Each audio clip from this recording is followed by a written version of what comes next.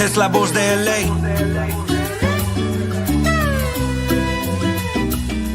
It's la cuna galaxiana, come and kick it with us. I bring the bossa nova beats and talk the club that we love. Another year to adjust, and well, Coons we all trust. 6 titles in the cabin, tell the haters shut up. Mirar al horizonte con el cielo morado. Llegamos al estadio como siempre lo hago. Es la nueva temporada, ya cumplí 30 años. Rezándole a San Pequi que no dé al travesaño. Que repartan los balones y no sean tacaños. Que regrese el contraataque y que le hagamos daño. Un saludo para Robert, hermanos ecuatorianos. Que la táctica de Ananda nunca sean en vano. Si se trata de mi gala me levanto temprano. Ver el fur en verano, en el pasto tumbado. Siempre estoy a tu lado, en cualquier resultado. Vamos Galaxy, on top is where I gotta be. Chilling in the canopy, staging like a winery. Goals during rivalries, brew from the refinery. Only want the finer things, we letting you know. Lo que pasa en la galaxia, ready, let's start the show.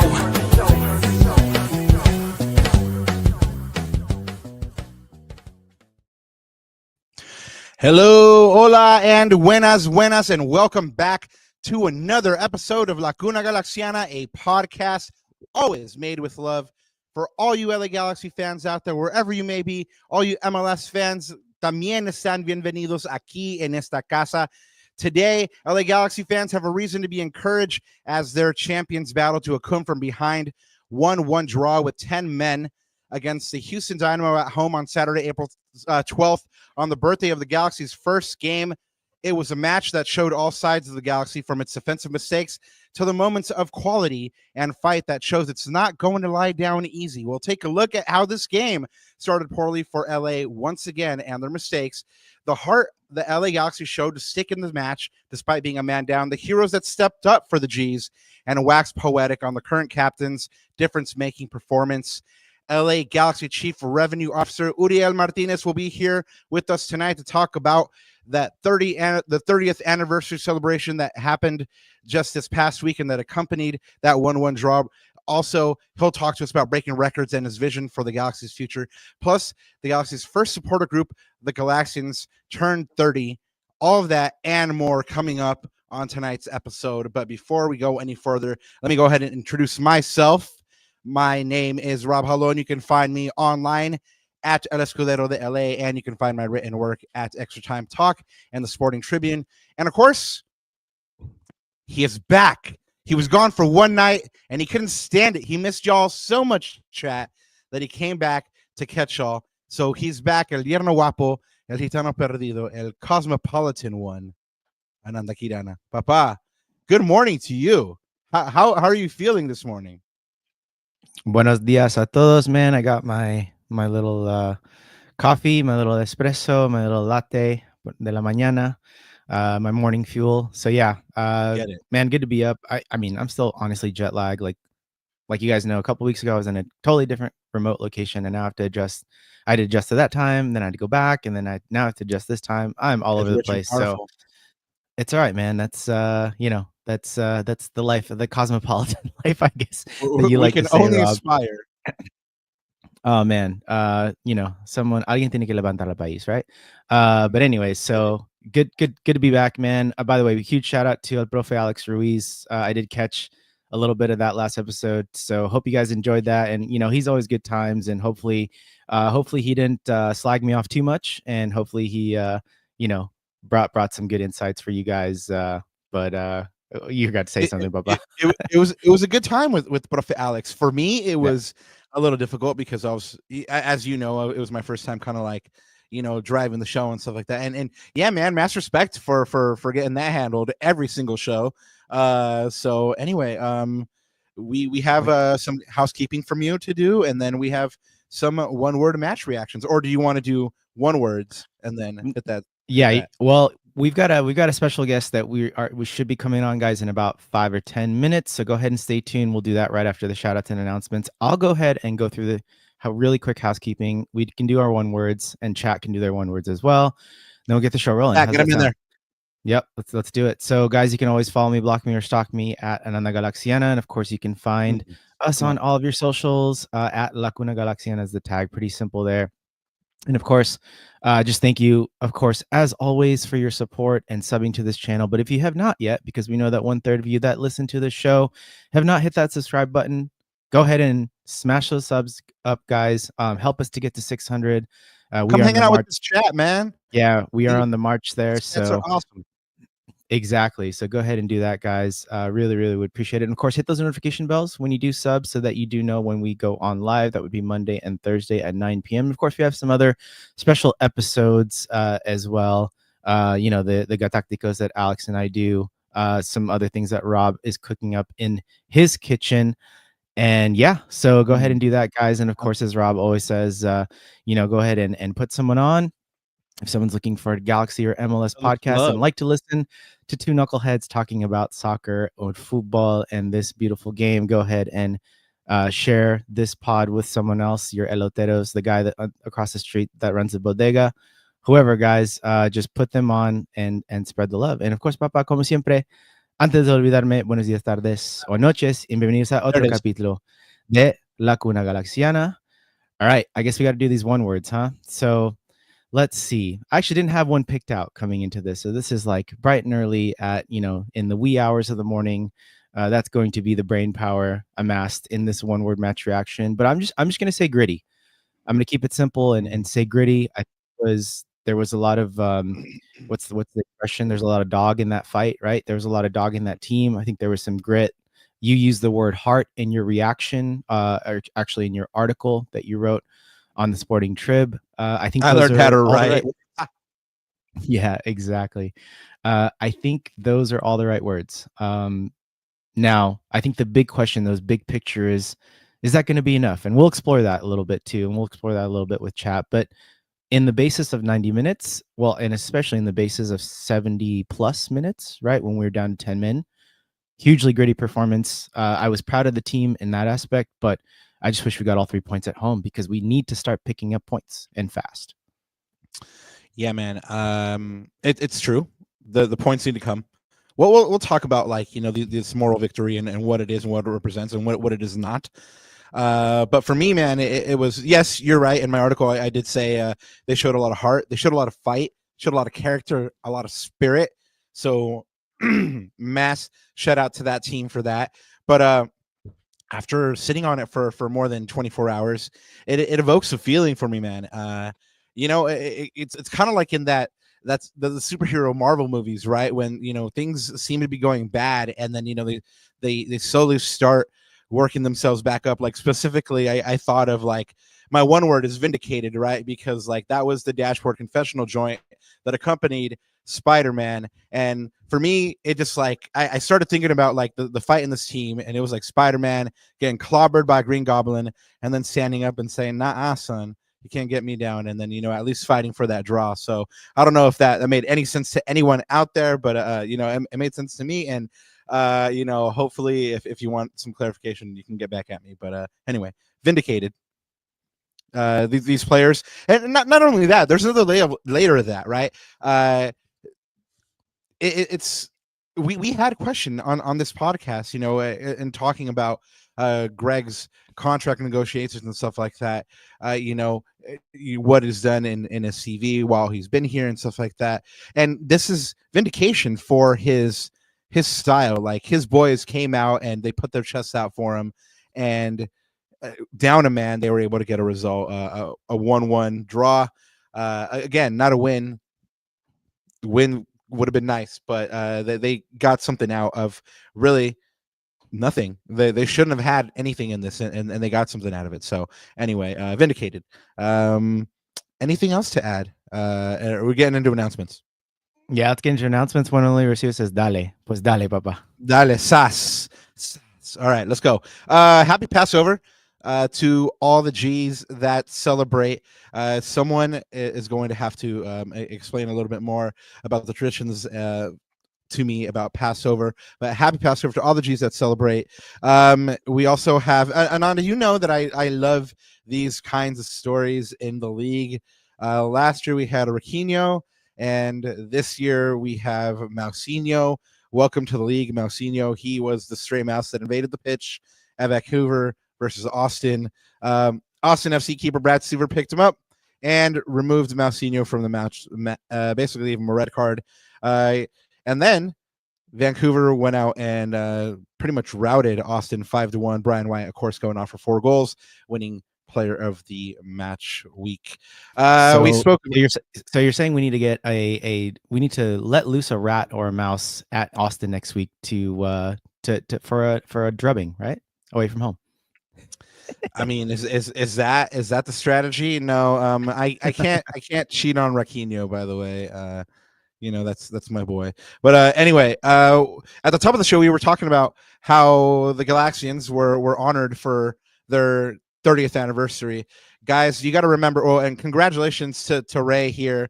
And we have Urel Martinez sighting right here in this photo. So stick around. In a couple moments, we'll have this very special guest.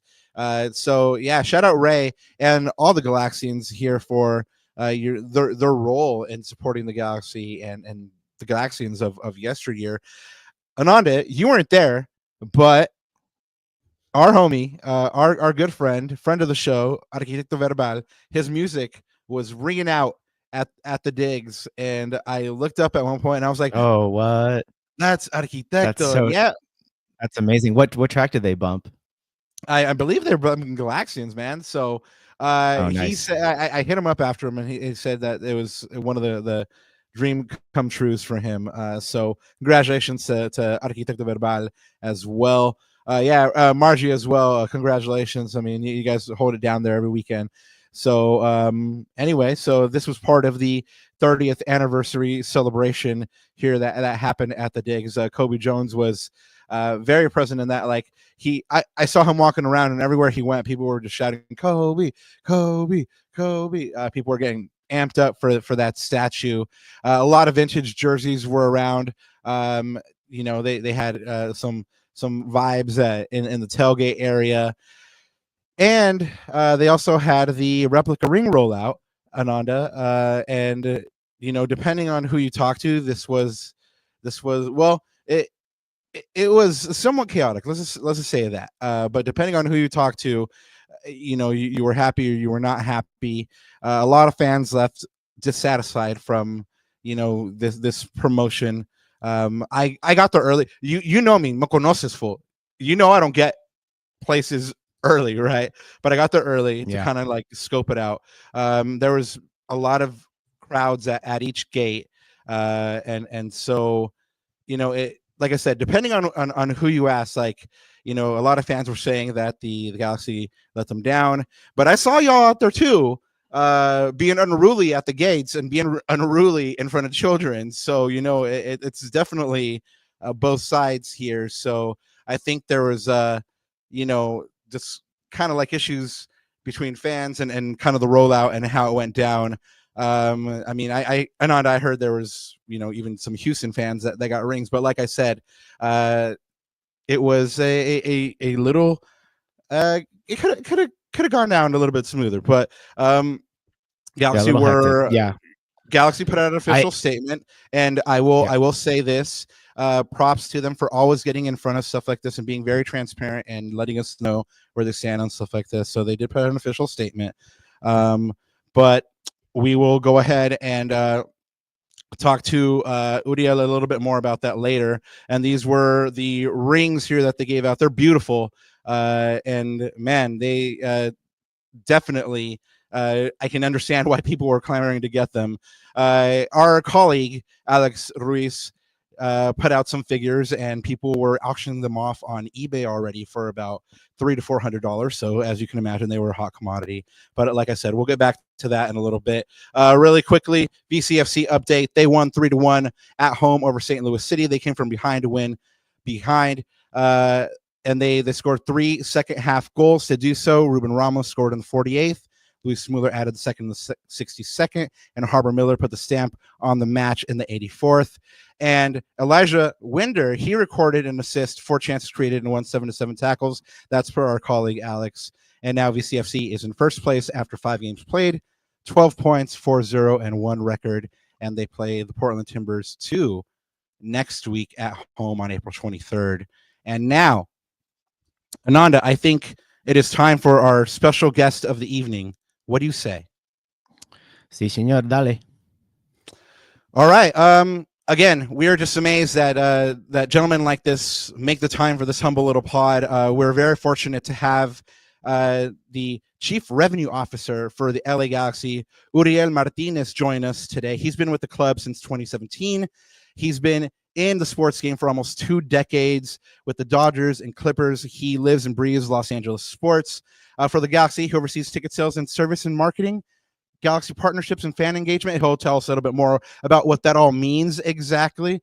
And he's part of a record-breaking team that oversaw the largest all-time single game attendance record at a match. I mean, uno orgullo Latino for sure. Like I said, very, very proud to have him. Please welcome to the show, Urel Martinez. Hey guys, good evening. Great to be here.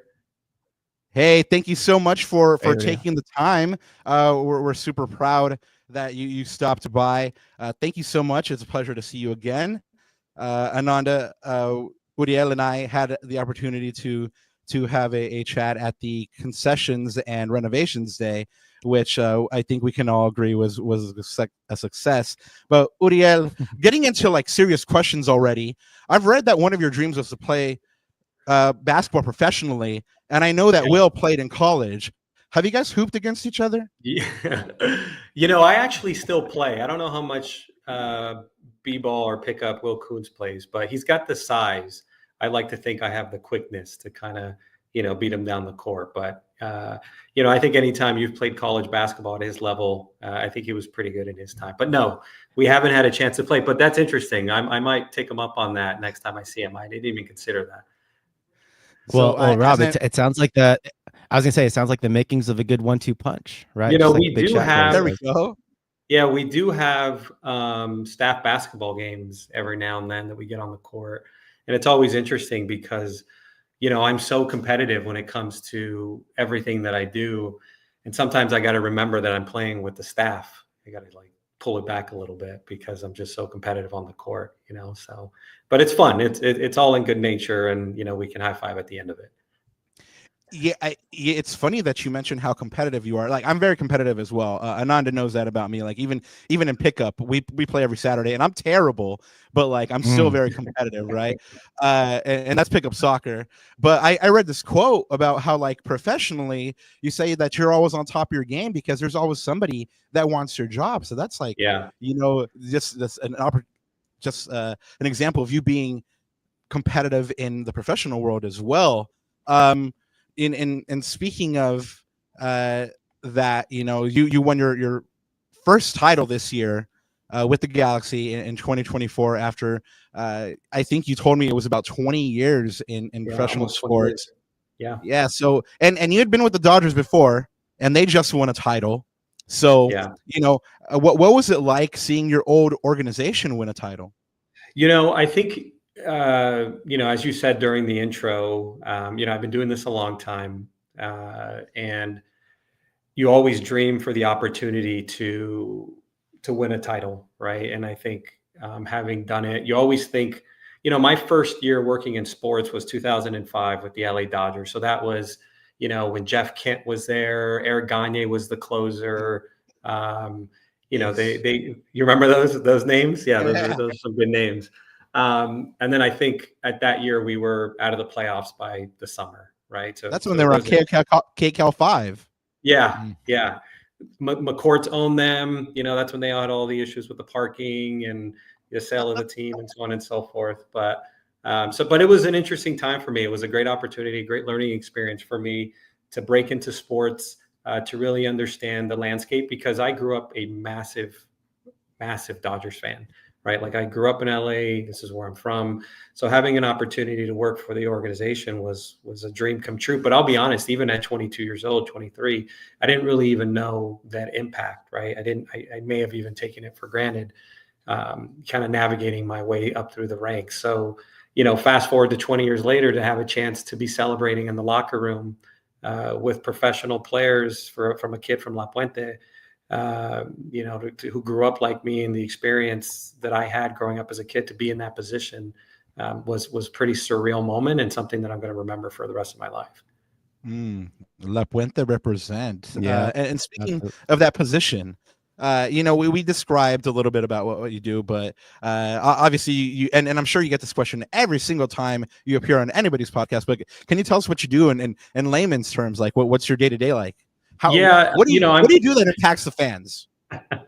I'm essentially responsible for multiple revenue verticals, right? Anything from season tickets, group tickets, suites, game day rentals, marketing when it comes to any of the social ads that you see online, or anything related to that, and also the fan engagement team when it comes to the guest experiences. I work closely with John Malter and the fan engagement team, obviously along with Tom Braun, our COO and president, on kind of maintaining that relationship with supporters and season ticket holders. And as you guys know, the relationship with supporters is of the utmost importance for us. They're our most passionate fans. They're our most loyal fans. So building that relationship with them, whether it's through Lars, ACB, the Galaxians, who just celebrated their 30th anniversary at the game on Saturday, Outlaws, those are the utmost kind of relationships that we have and that we build.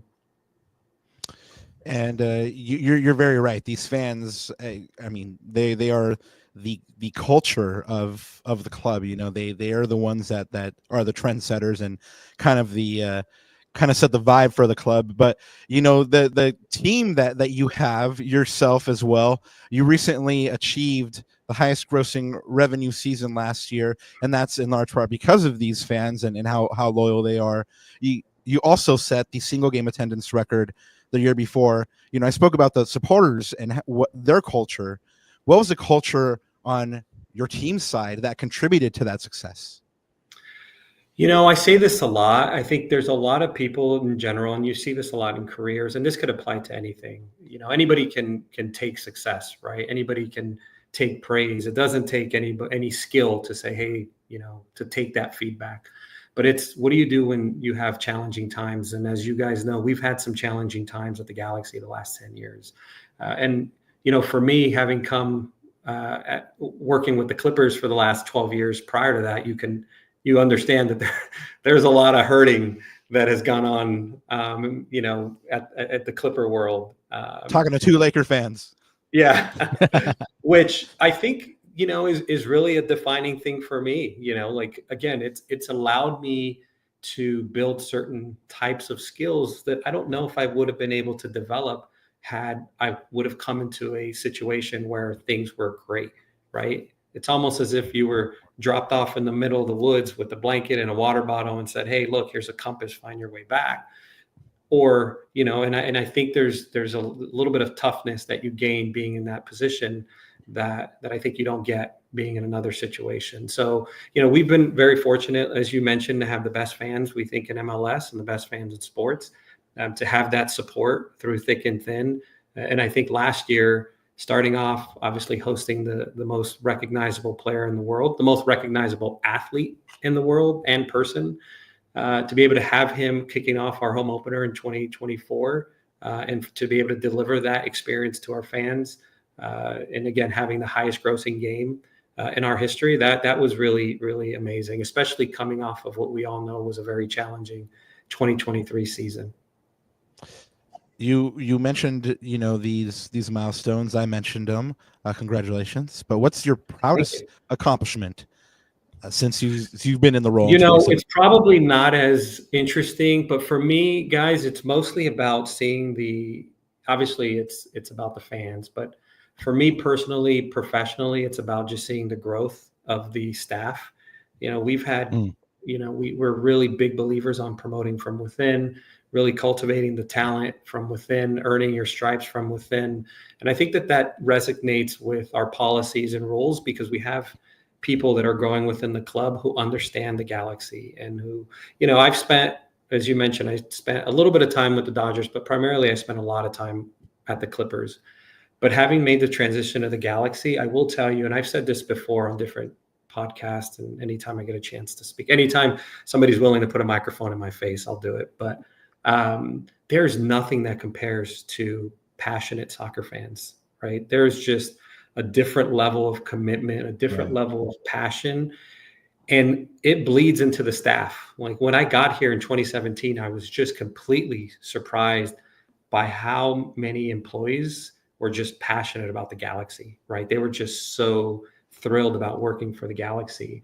And that means so much. And I've been able to learn from that, because instead of just saying, hey, look, this is just a regular job for me, all of these men and women were just bleeding this Galaxy. Matter of fact, one of the guys who just recently left, Nelson, who was overseeing our retail, he got a big tattoo of a Galaxy on his chest. I thought he was kidding and I thought it was fake, but no, I mean, there are several people in the office who, put their bodies where their mouth is.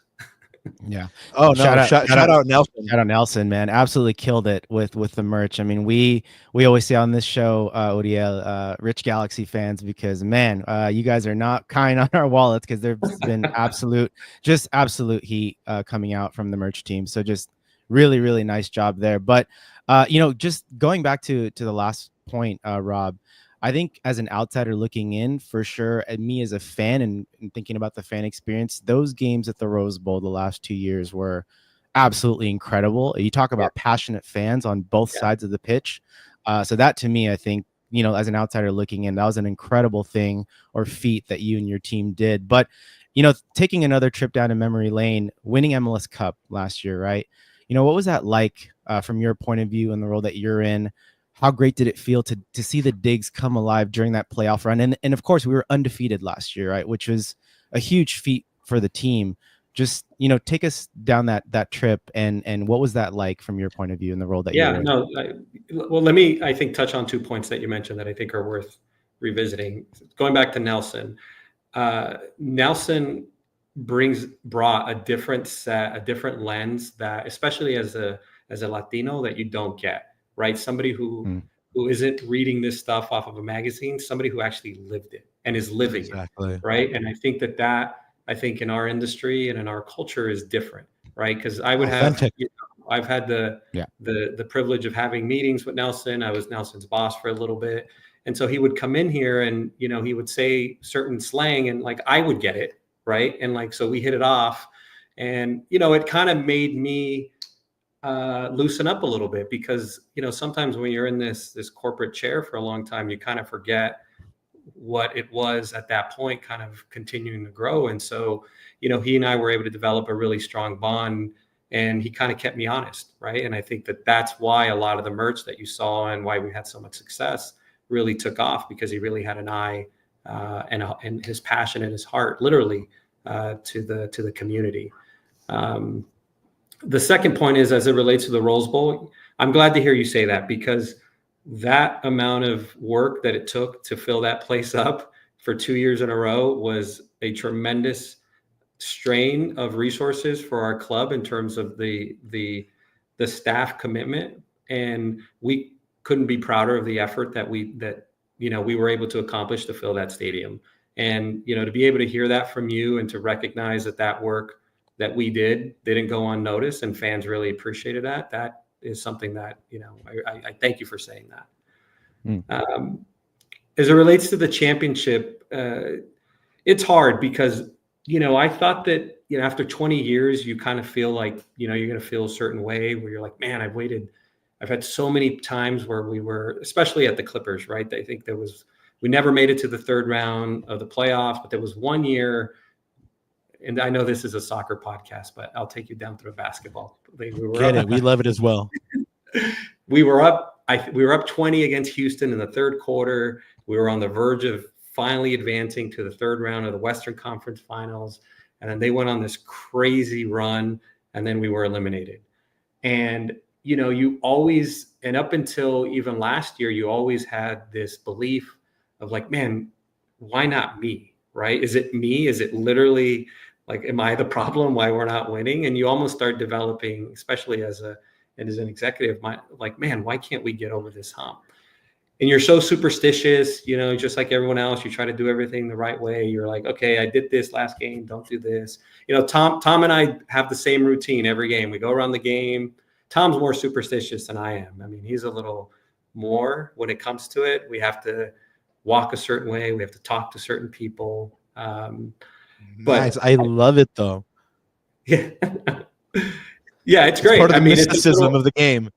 yeah, it's a little hard sometimes because again, that's why I think it's a little bit challenging, and I'll share it with you guys. I'll be a little bit more open when it comes to it because, our job is the club, right? Like there's fans who are obviously passionate about it, which we all are, but it's also our livelihood, right? So when Right. things are challenging, both internally and externally, like we feel it, right? When especially if the team is on the road and we have a heartbreaking loss, and we come back and it takes a little bit to get going because we're all human and we're all passionate about it. So there's a different level, when you work for the club. But being a champion was so satisfying, and mostly for, I think, as I mentioned before, like for me, it's looking back and saying like, man, a kid from La Puente who went to multiple different junior highs, who didn't get on his first plane until he was 16 to go to Mexico,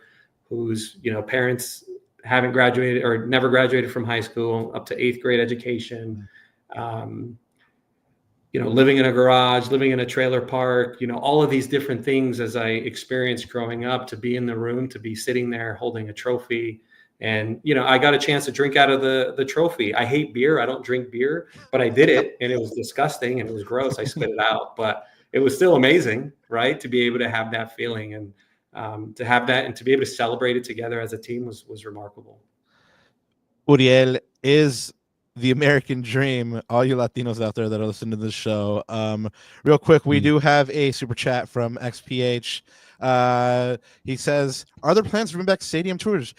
Uriel, is there something that you can comment on? Is something that you guys are exploring at all? No, for sure. Yeah, look, the stadium tours were something that we did pre-COVID, right? I think there was a process that we had, and I think for us, I don't think that it's out of the question in terms of stadium tours. If the fans want it and the demand is there, it's certainly something that we could revisit in the future. And it's good to hear from fans that if that's something that's top of mind, something that I could take back and revisit. Absolutely. Let's Especially with some of revisit. these renovations, right? Like I haven't touched on some of yeah, the they're great. renovations all with the field sides, the stadium seats, the some of the touch-ups with the Champions Lounge and the Tunnel Club, the Cabana refresh, and a lot of these things that we have coming up for the future that our fans want to see. But sorry, go ahead. I cut you off. There is I'll go ahead and go back to that in a sec, but I just wanted to remind all you listeners that I did kind of gush over that tour and those renovations, and of course Uriel was my tour guide that day, and he took us around and showed us everything that went down, and especially basically like what you can get at the dig. So Nanda, now you know where to go to get that suite that you've been wanting, that cabana that you've been wanting. Uriel, Ananda's a cosmopolitan one. He'll probably take a couple of suites actually. Stop. I mean that's true, because I am going to Madrid tomorrow for some game that's going on in there. Oh, no way! Wow. Okay. Yeah. I'm telling you, he's the cosmopolitan one. But I called you the American dream, and just your life and your trajectory reads like that Disney movie. This is a bilingual pod, and of course we try to represent that Latino community. You were recently recognized, and we're all proud of you for in the Hispanic Executives prestigious 2024 Latinos in Sports Annual Series. How does it feel to be Latino executive and recognized in this capacity, especially here in Los Angeles, where you were talking about Nelson, and Rio definitely recognizes Rio and authenticity. How do you view your role in promoting diversity and inspiring young Latinos? It's amazing, and I think I haven't really started not until maybe a few years ago that I started to really embrace it. One of the challenges that I had, especially as an executive and a Latino executive, is really only being recognized for being Latino or Hispanic, right? And I originally had this idea that, hey, if you want to talk to me, you want me to go and speak on a panel, ask me because you want to hear from me because of my experience and who I am, not because of the color of my skin or how I grew up. But I've kind of had a change of belief because I went to an opportunity to go to a college class and speak to students. And it hit me there where didn't realize how much impact I had in the community, and how much my story and how much the things that I was saying was really resonating with these students. And a lot of it, I saw myself in them. And it was then that I took a different approach and a different mindset, and realizing that, yeah, my story, although isn't perfect, and although has plenty of failures that I've encountered throughout the way, might provide some meaningful impact to some people that are growing up like me or facing the same challenges that I've faced. And interestingly enough, I still am fortunate enough to get recognized for the work that I do. But my mom still calls me and she says, "Mijo, ¿dónde andas? Mijo, ponte las pilas, mijo. ¿Dónde andas?" And it's so funny because here I am. I'm on the verge of turning 43, and she'll call and she'll check in on me. And I don't even think that my mom really knows what I do. I'll send her pictures. I send her this. That's the beauty of it. I find so much appreciation towards that, because the love is there as a kid, from who I was to her, to the love of being this executive for one of the most popular MLS clubs in the league. It doesn't matter, right? And I think that's the most sweet part about our relationship, is it doesn't matter who I am, and at the end of the day, I'm just her son, right? It's always great when mamá está orgulloso de lo que haces. Yes. Even though they might not know what it is that you do. My mom thinks that I just tell stories on the radio. So shout out, Mom. But yeah. you were talking about with these moms that don't know what we do, but what was your role in the 30th anniversary celebration? How did that all come about? How long did the planning go? And of course, we do have to ask you about the ring rollout, the replica ring rollout, and basically where the failings were there. What you guys can, as a team, learn from this going forward as it relates to installations and experiences for fans. Yeah, and I'm happy to address it. I think for us, anytime any fan goes home disappointed, that's a miss on our part. And what I could tell you is, as we're going through this process, the giveaways are never easy, right? There isn't a foolproof way to do a giveaway, but we're evaluating any future giveaways on what that's going to look like. We're also going to be prioritizing our season ticket holders, who are the utmost important to us. And all we ask is for a little bit of patience as we kind of work through some of the things before we can go out with anything. But I could tell you that our season ticket holders who had an opportunity to miss out are going to be prioritized. And we'll have some more information in the next coming weeks. As it relates to the 30th anniversary, we felt like there was a sense of responsibility on our part, obviously being one of the original clubs in MLS, to kind of be the leader in that space. We're very fortunate to have some of the most marketable past alumni in the history of MLS. One player who I think just showed on your screen was Kobe Jones. So to be able to lean on Kobe's career and Kobe's background is something that we're very, very proud of. But to be able to do that and to celebrate the Galaxians, who I mentioned earlier, I don't think most people realize, although 30 years is a long time, when it comes to, when you look at some of these other leagues across the world, the Premier League, and who are 80 to 100 or over years old. So we're making progress. And for us, this milestone was definitely something that we wanted to celebrate, this last game on the 12th.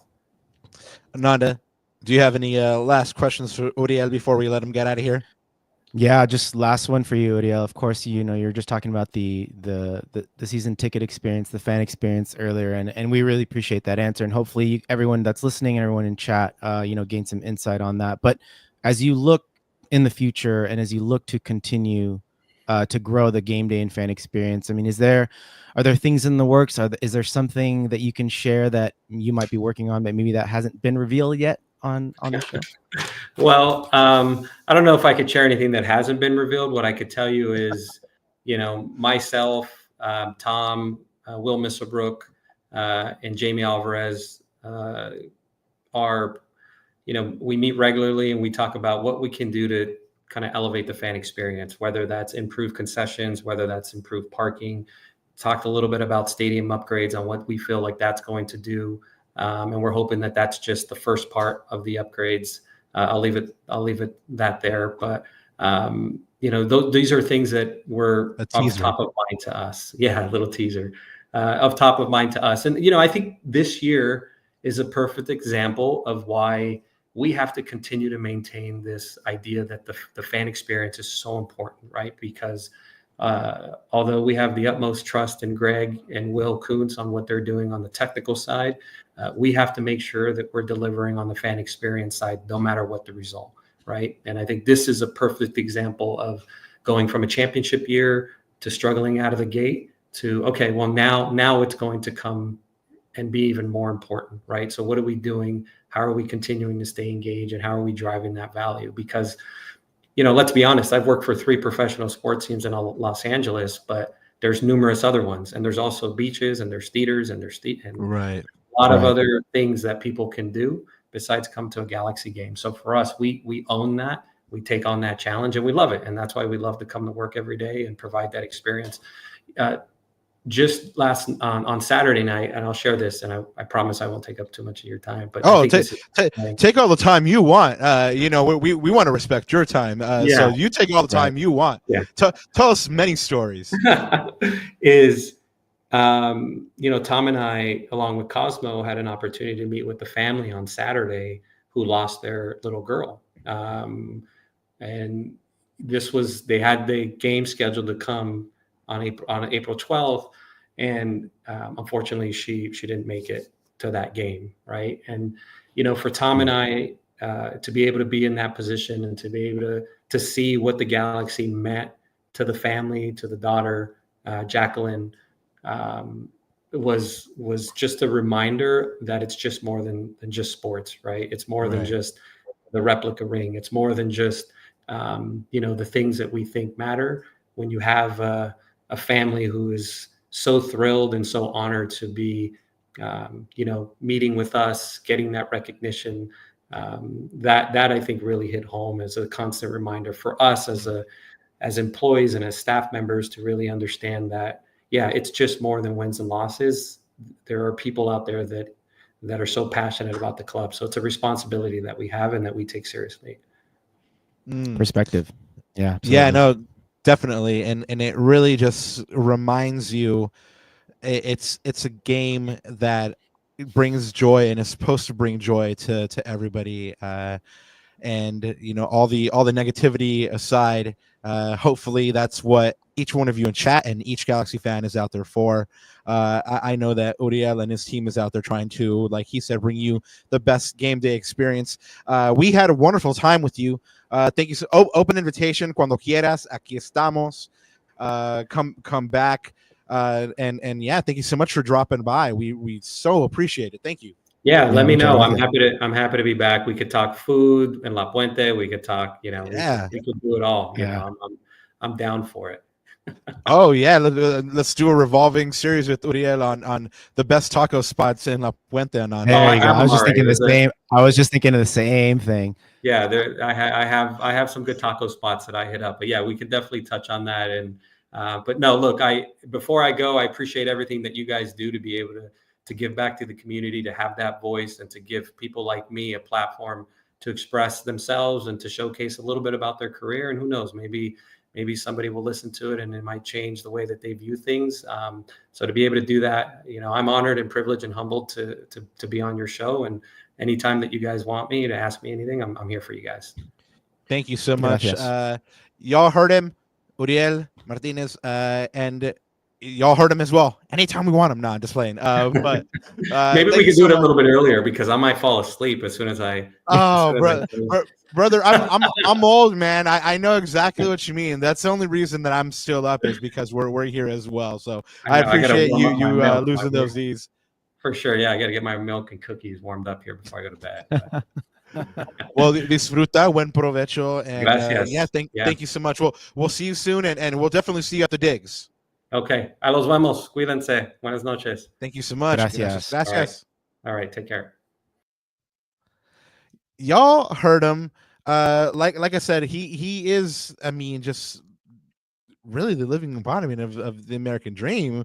Just a cat that came up and worked real hard, and it is now a prevalent voice in the room. So thank you so much for his graciousness, for his time. Now, Ananda, it's time to get into a game preview. Not game preview, a match reaction, right?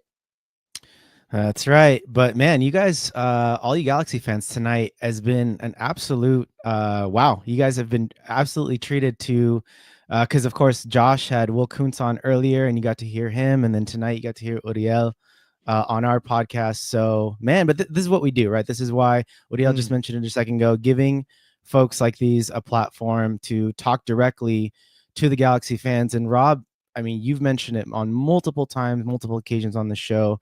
I think the level of transparency, the relationship, even front office staff like Will and Urel have to the Galaxy and the Galaxy faithful, I think is uncanny, right? The access.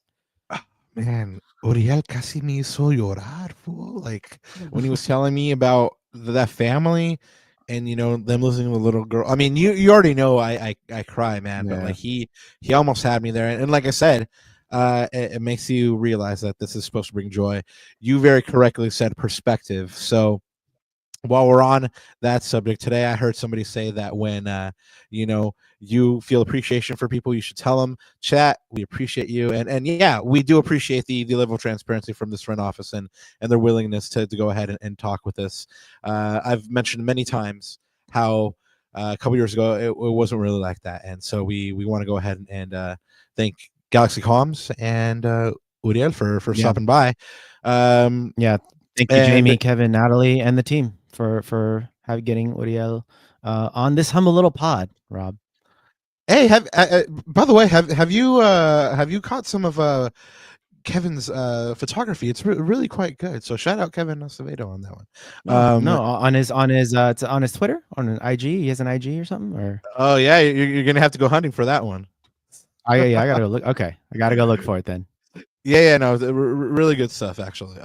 So anyway, but let's get into this match reaction. The Galaxy, in some high drama on Saturday. They were hunting that first MLS win and trailing 1-0 and playing a man down. And since, you know, we've been talking about movies like Spider-Man and the American Dream and stuff like that, this is kind of like out of a movie too. Trailing 1-0 and down a man. A man named Diego Fagundez has all the difference in the world, and he helps the LA Galaxy battle back to earn a 1-1 draw against Houston Dynamo in front of almost 24,000 fans. And the Galaxy get a first point at home in the year. And like I mentioned, Fagundez was a star man really on the night anyway. He was the special man, not only leading by example and doing any work that needed to be done after the Galaxy went down to 10 men, but tying the game for LA with a sumptuous curling free kick that Houston keeper Blake Gillingham could do nothing about. If you see this graphic, you see Prenta behind him, and it just, the look on his face is classic. Like, ooh, that's about to go in. It's like that look of realization, like, oh, that's not gonna, that's not gonna miss. So with this goal, Fagundez, shout out, recorded his 150th career MLS regular season goal contribution. That's 74 goals, 76 assists, becoming the 16th player in league history to accomplish that feat, and only the second active player to reach that mark, joining Lucho Acosta. So he's in good company there. Greg Vanney claimed that Fagundez's free kick was the first for the team in his tenure. And then, since we were speaking about Kevin earlier, that is incorrect. He put me on game. He let me know that it was the first since Douglas Costa did so against Toronto FC on August 31st, 2022. It's perhaps that I try to block out a lot of what Douglas's time was in LA. Yep. Perhaps Greg does as well. Yeah, perhaps because he didn't remember either, Doc. Like, I was like, God.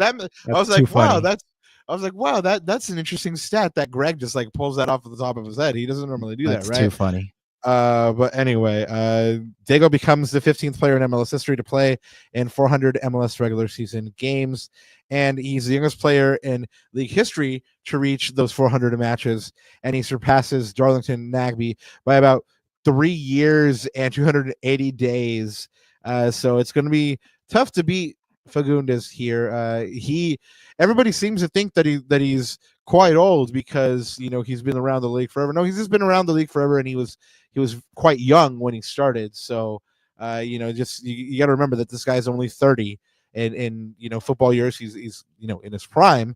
Yeah, he has told us before in pressers that he's not old. He just has a lot of miles on his legs. Future Galaxy legend in the making, in my opinion, Rob. Hopefully he leaves a G as well. So we'll see. But man, that absolutely storied career. I think up there with the likes of Nagbe, McCarty, Beckerman, you name it. He's a legend of this league for sure. When we talk about defending the badge, this performance was kind of the stuff that we talk about. These players, down and out, were looking to someone, and Diego Fagundez stepped up and was the guy. His free kick tied the game after Houston took the lead in the 14th minute. Ananda, I don't know if you caught this, but on the lead up to their goal, it was 17 passes. I mean, it was something that normally is what the Galaxy is doing, just keeping possession, working the ball around, and finding the advantage and scoring the goal. Well, this time it was Houston after 17 passes, a lovely build up by the Dynamo, and then it's capped off by Sebastian Kalowitz. He takes full advantage of some lax defending and just kind of waltzes in to the box. He lays the ball off to Amin Bassi, someone that we told you about was on the danger list, and his pass, I don't know if it was a pass or a shot, debatable, but it finds Ezekiel Ponce, another man we told you about on the last pod as a danger man, and he strokes the ball home for the 1-0 lead in the 14th minute. And you felt the energy kind of like which was despite like any kind of stuff that happened with the replica ring, like the energy was really good in the building. Ananda, I don't know, like sometimes you can just feel like when it's not. And yeah, despite everything, like it was kind of like up in there, but then the goal happens, and you just feel this letdown. They try to kind of like pick themselves up. Galaxy's not really putting too much together. But on this goal that they concede, this is the fourth game running where they concede a goal first. So Greg's talked about it before, how it's not giving them a chance to get into these games really, and they basically started at a disadvantage. But all that is when the moment of heroics start. Diego Fagundez, of course, for the free kick that we told you about, he earns the spot on the MLS Team of the Week.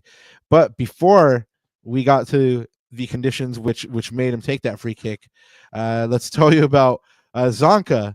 The Galaxy showed massive heart to play down 60 plus minutes, and then have to come from behind and preserve the draw to earn the point, because Zonka was red carded in the 27th minute. He got the straight red card for being the last man after kind of misplaying a clearance. He didn't really do too great with it, and he finds himself the last man with yes. You mean Zanka Koulibaly? I kid. I mean, but, I'm not gonna get into that. I saw Profe out there throwing a little opinion, but look, I kid, obviously, but there's a silver lining of truth in there, I think. But anyways, I think too early. Really, I think that's still harsh. Too early to tell. But early signs aren't great. I mean, he's. We'll talk about his performance a little bit later, but I think he's just been surprisingly inconsistent. Well, let's get into it and talk about the lineup. But just before we do, just want to let you guys know that again, the Galaxy showed massive heart in this one to get the point, and we'll break down a little bit more on why. But this was the first time they earned a point after getting a red card since they played the Earthquakes and beat the Earthquakes 4-3. And that was on April 21st, 2024. So about a year ago. So, again, starting to come into that form that they were starting to display in their championship season. Let's talk about this lineup, Ananda. What can you tell us? Yeah, I mean, so again, this I would say from an attacking perspective and even from a midfield perspective, this is probably our strongest front six, right, Rob, or attacking sort of attack in midfield. And this is, at the beginning of the season, if you put a lineup together on paper, obviously Ricky Puig would be in there, but we'll just count him as in reserve for at the moment as he's recovering from an injury. I mean, this is probably your strongest team on paper. So you look at this and you say, well, the Galaxy have a good chance. They're starting to get their players back. Right, it's the first time that we got to see Cerrillo, Sanabria, and Fagundez. Remember, guys, Marco Royce started in that number 10 position against San Diego, and honestly, we talked about it even coming in when we were preparing for the show, Rob, backstage, and that we've only seen this starting quote unquote our preferred midfield in maybe 1 or 2 games, right? Obviously, the opener in San Diego, and then the injuries started happening, and we had to chop and change. So I think that for me was the biggest sort of like, okay, let's see. I think I tweeted about it as well. I think the biggest thing I wanted to see was how this midfield functioned. Of course, when you shoot yourselves in the foot and put yourselves behind the 8 ball in the first 20 minutes of the game, that kind of goes out the window. So I can't really give I can't really give a fair like criticism or a fair comment on that because we only got to see that midfield for 20 some odd minutes of the game, right? Of this game? Yeah. Well, I mean, the midfield with 11 men is what I was trying to say. Yeah. Okay. Yeah. Because I was gonna say, well, they played a half together, but no, you're right. Like a fully how it was supposed to look is what you're saying. Yeah. With 11 like men. what Diego said, like post match, right? It's how we played after that, but hopefully we can do that with 11 men instead of 10. So yeah, Diego, so it's hard to I love analyze. It. Keep it real. Yeah, and then it was pretty much the lineup we told you about for Houston. I mean, there was 2 or 3 changes here.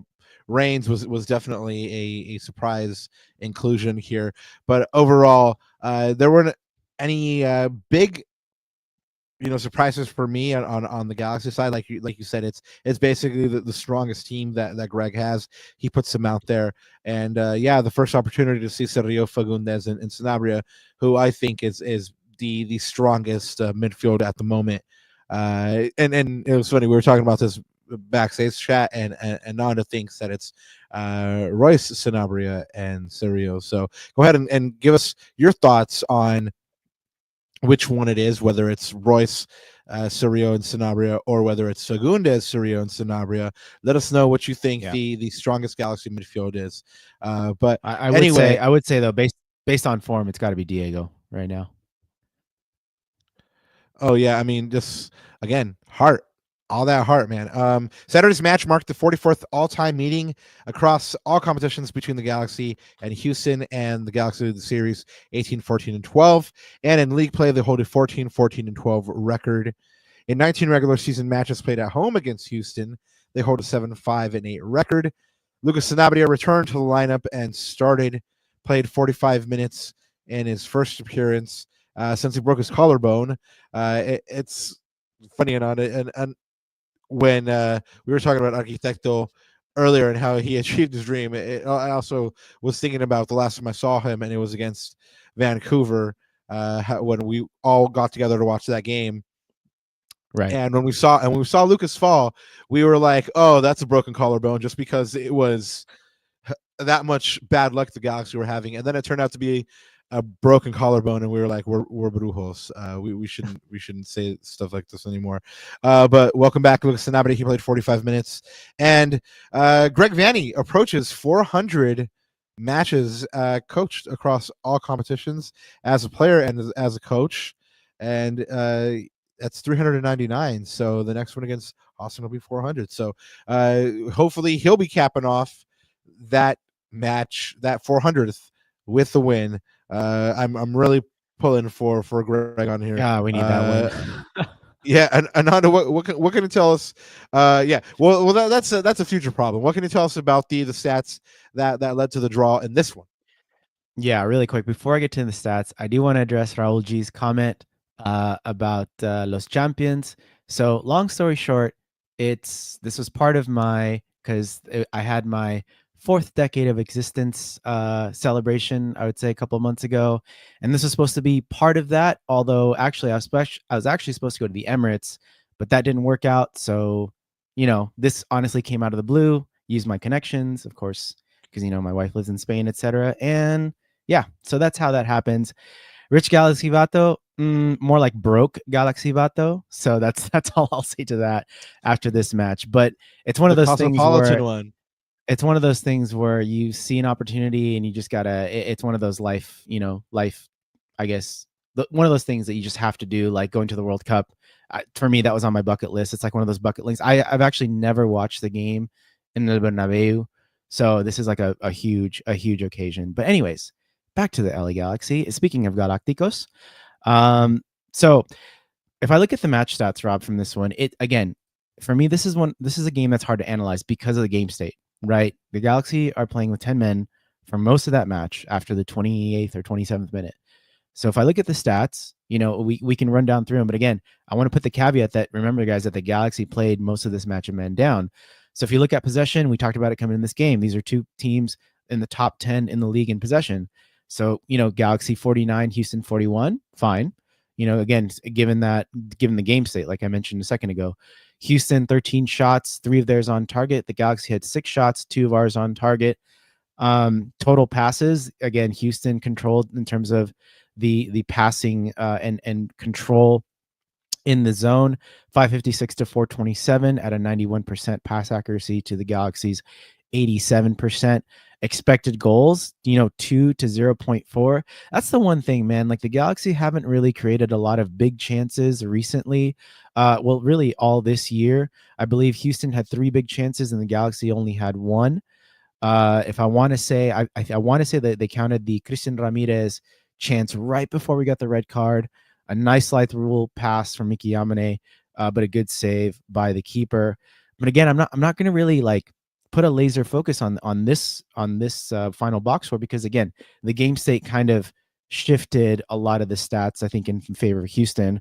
But one thing that's interesting is this, Rob, and this is the interval chart. I pull this up sometimes, right? This is essentially you love this one recently. As this periods of sustained possession that each team has. So the Galaxy are there in the blue and Houston Dynamo are there in the black. And here's a frustrating thing, man. You look at the middle part of that first half before the red card happened. We had a lot of the dominance, right, in possession, a lot of control, and then the red card happened to completely flip the game on its head. But interestingly, even towards the end of the second half, we had a pretty decent spell of possession. And then you look at the second half coming at the gates. I think credit to the Galaxy for probably staving off those attacks. But then even towards the end of the game, and I think Diego said it, Greg said it towards the end of the game in the post-match, which is the Galaxy kept fighting. And in fact, they were the team that was believing, especially after Diego's free kick, we can maybe pull this one back. Maybe we can get all 3 points.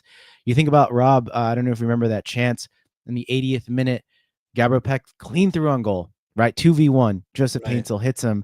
And I thought, this is it. Happened. This is I don't know how the defender got back, man. He had 99 pace settings on FIFA. Don't know how he got back. Maybe just a slight bobble on the first touch for Gabby Peck. Not confident enough finishing on his right-hand side. Again, those are just a little margins. Talk about fine margins a lot on the show. Those are those little margins. But if that goal goes in, changes completely the complexion of this game. Oh, we do have a super chat from Adam. He says, "Hey, you might have went over this, but who's responsible for the chaos when organized from Saturday?" Adam, I don't know. Do you mean the unorganized chaos in the first 27 minutes of the Galaxy game on the pitch, or do you mean? I think he's talking about the ring debacle. Do you want to take this one first, and then I'll go ahead and put a bow on it? I mean, I wasn't there, so I'm only reading secondhand and thirdhand information. So I'm probably speaking out of turn. So why don't you, from what you saw and heard, I guess, and of course go ahead. Yeah. So Adam, yes, we did go over the ring debacle, but I can only speak it speak to it from what I saw, and I did speak to a lot of Galaxy fans just walking around. But it was a mixture of both. On the Galaxy side, there was people at the gates that didn't know what was going on.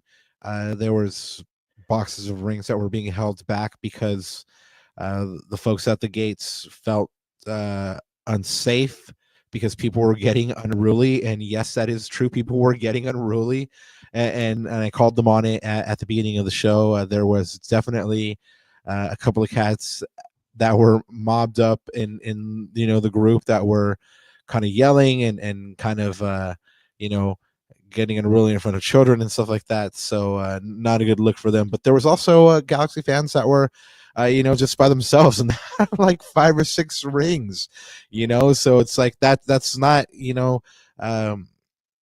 behavior that's becoming to the community either.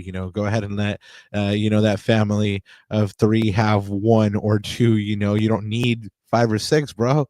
You really don't. But like I said, that was just on the fan side. On the Galaxy side, we did have Urel Martinez on a little bit earlier.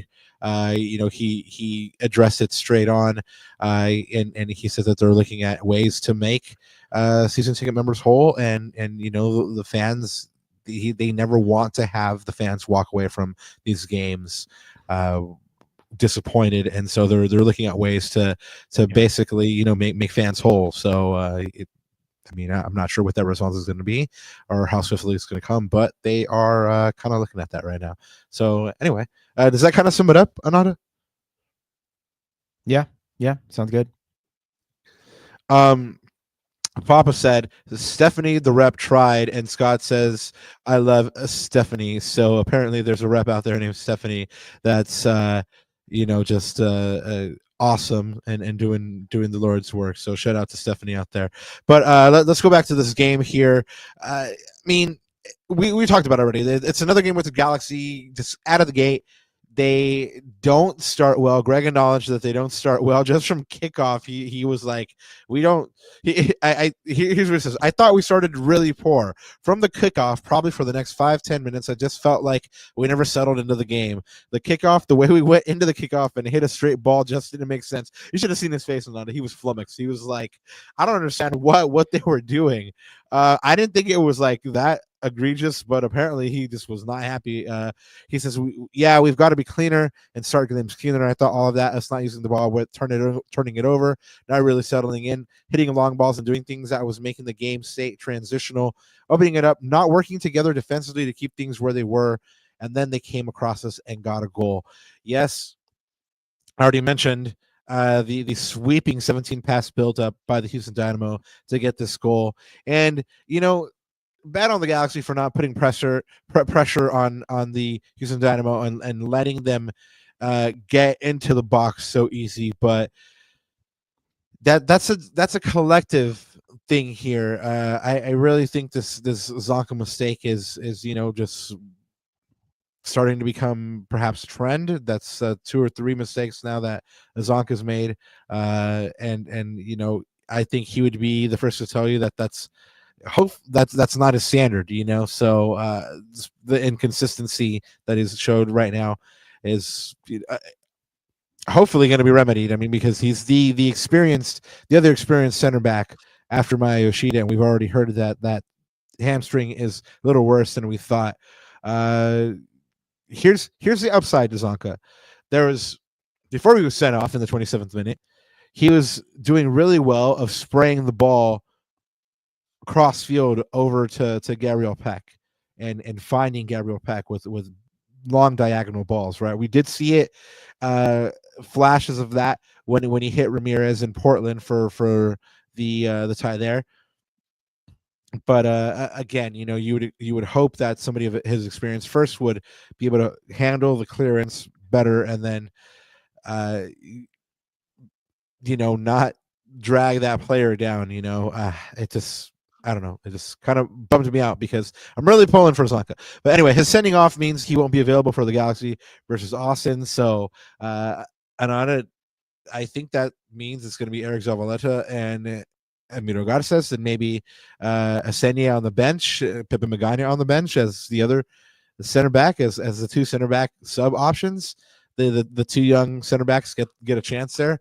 And like we mentioned, the Galaxy gave up that first goal again 4 games running. They've only scored the first goal once this year in the regular season. But despite all the bad stuff that conspired to happen to them, they showed that they could turn things around with a little bit of heart, and not just a little bit of heart, but massive heart. Like I mentioned, they defended a deficit, a 1-0 deficit for 30 minutes, defended a tie for another 30 minutes, and honestly, I remarked to Damien Calhoun that they didn't really look like they were a man down. I think it's told Scott French as well. They didn't look like they were a man down. They were doing pretty well of not showing that man superiority for Houston until like the last 5 minutes where the legs started to go. But I really think they could have won this game. You showed it in your interval chart how they had a moment of possession there at the end of the game. Greg commented on this and he said that he was kind of the one that was kind of like pumping the brakes on them because he didn't want to like test the limits of like the counter press or something like that, because they were down to 10 men basically.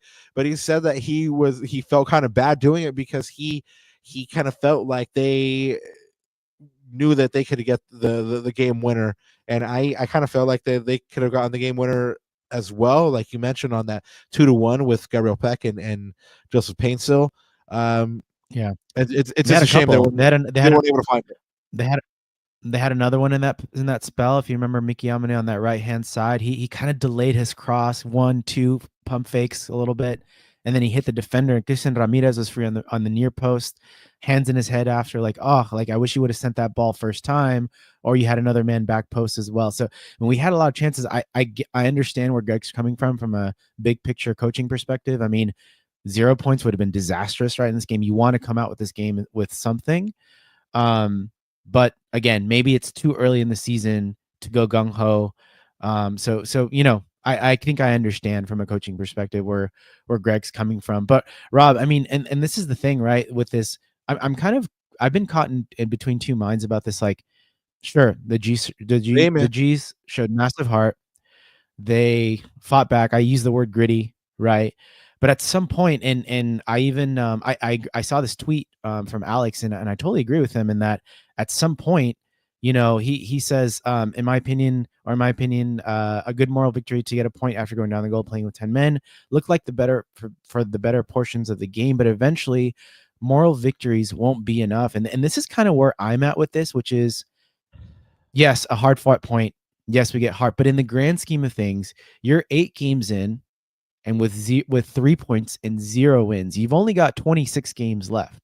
Now it seems like an eternity, but at what point are moral victories going to be enough? And I think at this point, at what point are getting points now the ultimate objective? Because you don't want to leave yourselves too short, especially coming into the latter stages, the latter stretch, and putting that amount of pressure on yourselves.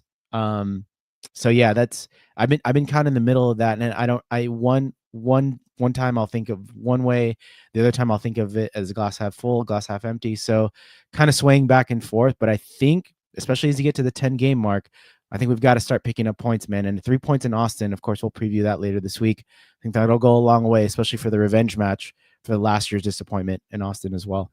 Yeah, it's hard though, because like who decides, when that red line in the sand is, like the moral victory is great, but is it enough? Yeah, it's not enough. But like, at what point is it not enough? Like, at what point do you decide, okay, this is the moment where we got to make a decision, or we got to change something?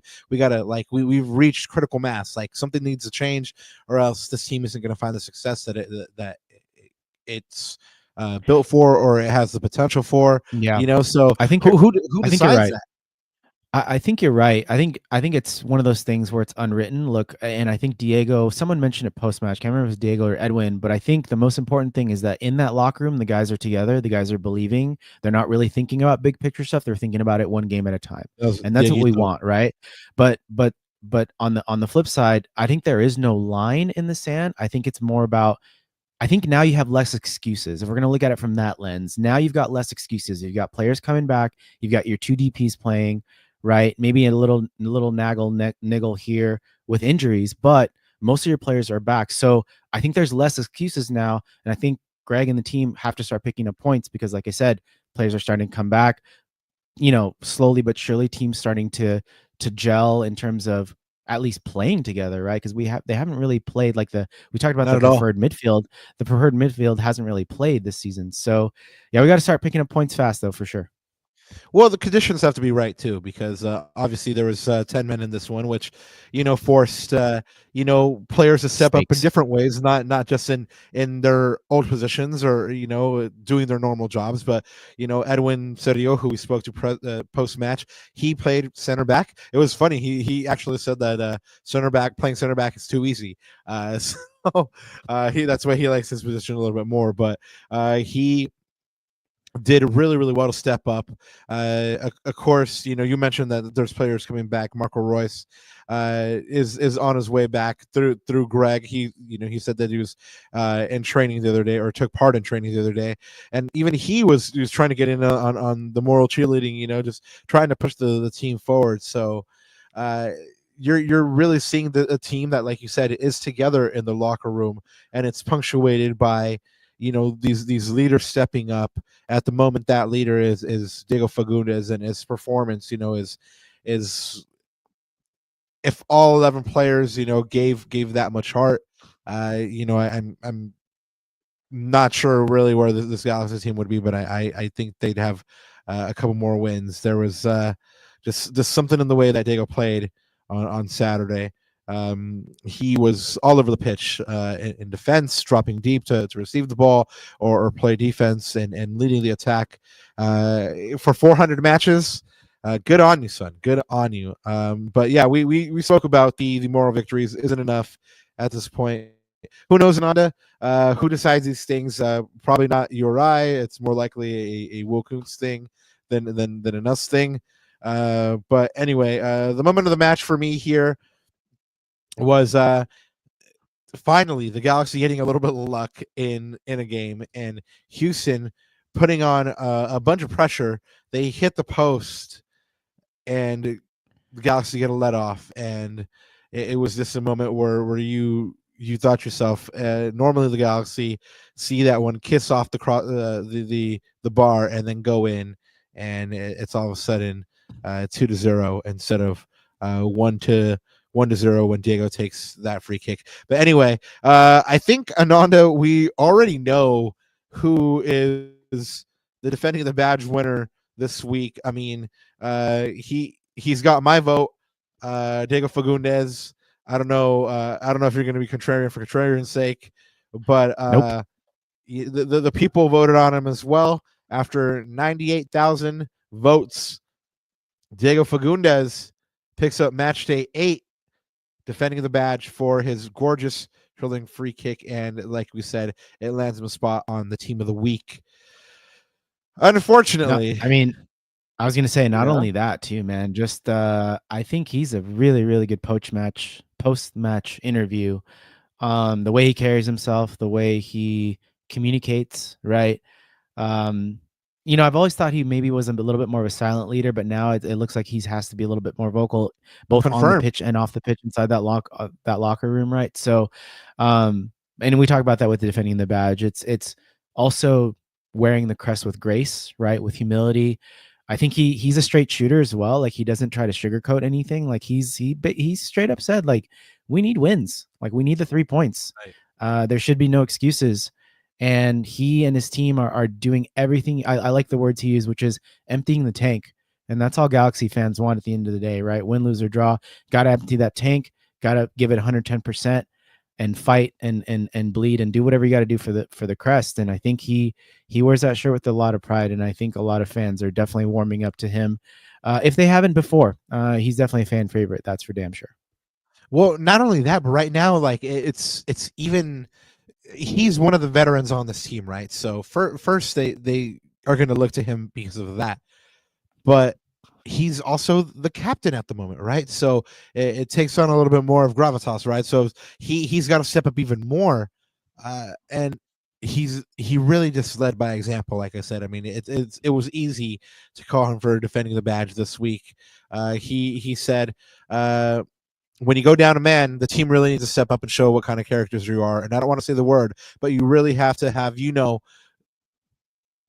have to have guts, and you know what? I think that's what we showed today. I think we wanted to win, and everybody saw that. There's not one player that said, okay, you know what? We're down a man and we're down a goal. We can't do this. No, everybody turned around and we came in at halftime and said, we believe we can do this. All we needed was one chance, and we were able to get with that one chance.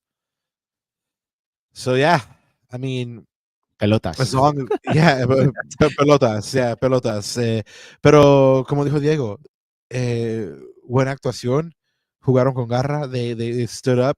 They stood up to the challenge. But now let's see what they can do with 11 men, right? Because, like I was going to say, unfortunately, after all the heroics and after the moral victory and after everything settles, the Galaxy did not get the win. They were still not able to get their first MLS win. That's now 8 games played. They hold a 0-5-3 record with 6 goals, 4 and 15 goals against on 3 points, 0.38 points per game with a -9 goal differential. That's good enough for 15th and last place. Still the only team yet to win a game in the Western Conference and one of 3 teams to not win a game at all. Tied for dead last in the league in London. It's tough out here for the champs. Bring that back up. Bring that back up because I know I wanted to take it away just as quickly as I put it back up. So I know you love these power rankings, so that's why I made sure to include them today. So ESPN has the Galaxy listed at number 30, down from their previous of 29. Goal.com has them maintaining a spot at the 29th place, and SI.com has them going up actually one spot. Thanks to Diego, probably from 29th. So I know that you love these power rankings, so that's why I make sure to always bring them to you. The only numbers or the only places that matter is the table, because the table never lies, as they always say. I'm glad Alex though got a kick out of me getting a kick out of the power ranking. So there you go. Yeah, it was kind of sad because like I didn't have you to do the like, okay, I went first last time, and like Alex wouldn't have known. He just would have been like, all right, I'll go first. But anyway, you weren't there. But anyway, guys, we're gonna start wrapping it up here. We want to say thank you once again to Urel Martinez, CRO of the Galaxy. It was a distinct honor to have him on and talk about basically a little bit of life, a little bit of soccer, a little bit of career trajectory. So anyway, go ahead and catch that in this episode. If you are listening to this right now, go ahead and if you somehow skipped it, go ahead and hit that rewind. Catch that interview. It's a good one. So anyway, Ananda, anything else to add before we get on out of here? You know me, I always try to leave the last word to chat. And I just started these comments. I think it's just interesting as a thought starter to think about these things. But Carlos Segovia says, would making the semi of the MLS MLS Cup playoffs save the season? And then Scott follows that up with saying, even if we even make the playoffs, which would be a miracle. I think what's interesting about MLS, something that I've sort of gotten accustomed to, is I feel like the goalposts just kind of move, or they kind of change, right, Rob, throughout the season. I think last year at this point, I probably wasn't thinking, okay, like I was thinking this is definitely a playoff team, but I wasn't really thinking about like, okay, how far can this team go in the playoffs? I was just kind of enjoying the moment, enjoying our performances, seeing our new DPs sort of play together, right, especially with the brilliance of Ricky. So I think this season it's kind of the same. Like I'm always kind of one of those people that tries to enjoy the journey and not so much think about the destination too much. And I think we just have to see.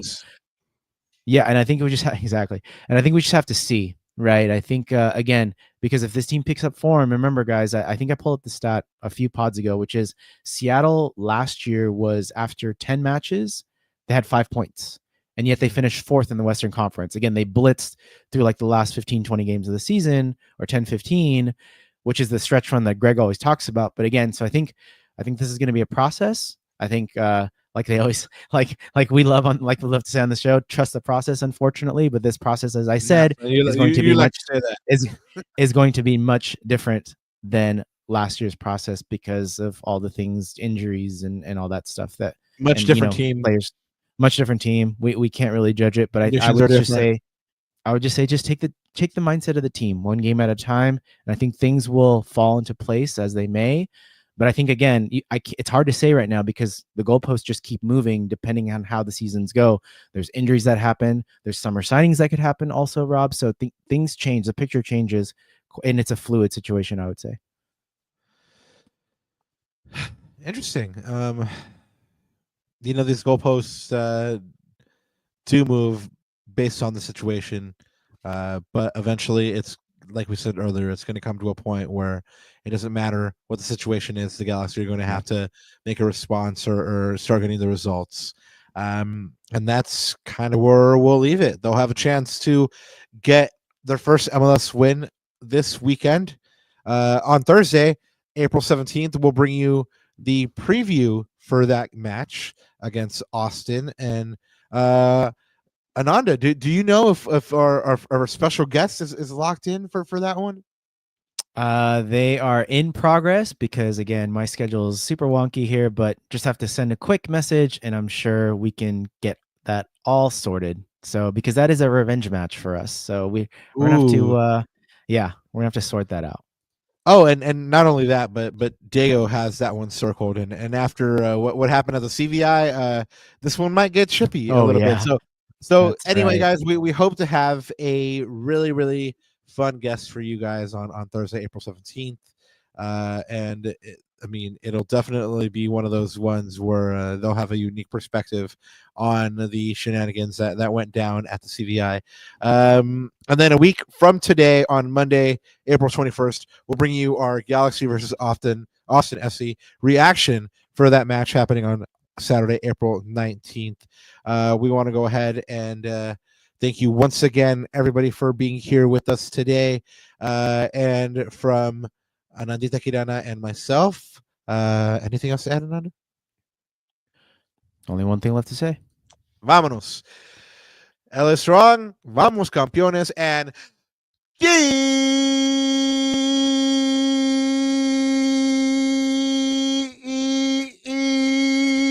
up.